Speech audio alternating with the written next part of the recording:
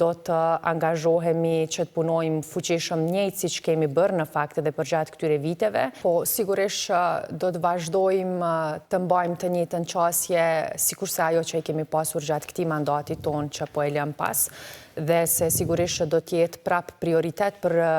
qeverinë Kurti 3, pra për mandatin tonë të radhës, që të punohet në fuqizimin edhe më tejmë të pasaportës së Republikës Kosovës, sepse ju e dini që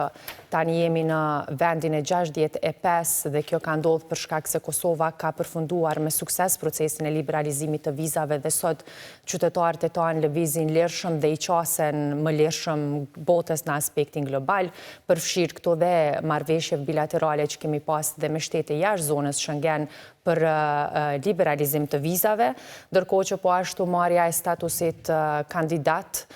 vazhdon të jetë prioritet i yni dhe do të punojmë fuqishëm që një gjë e tillë të arrihet gjatë mandatit tonë të radhës, ndërkohë që po ashtu do të angazhohemi që të punojmë fuqishëm njëjtë siç kemi bërë në fakt edhe përgjatë këtyre viteve me shtetet mosnjohëse, sepse tashmë e dim që janë pengesë shtetet mosnjohëse brenda Bashkimit Evropian në disa procese në cilat Kosova është duke kaluar dhe pretendon të kalojë dhe më tej, dhe ideja është që të punohet me ta në mënyrë që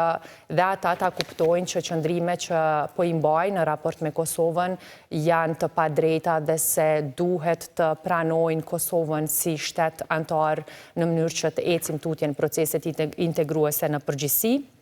Gjithashtu, aplikimi i Kosovës për antarësim në Bashkimin Evropian vazhdon të mbetet po ashtu prioritet i yni dhe se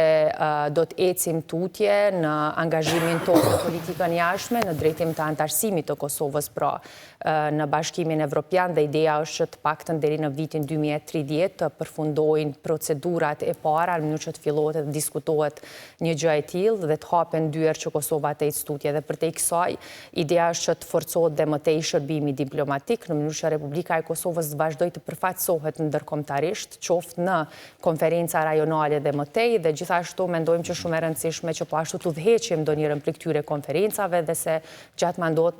mandatit tonë të radhës të shtojmë edhe më tej bashkëpunimin dhe mirëbesimin me shtetet me cilat tashmë vetë se kemi nisur një gjë të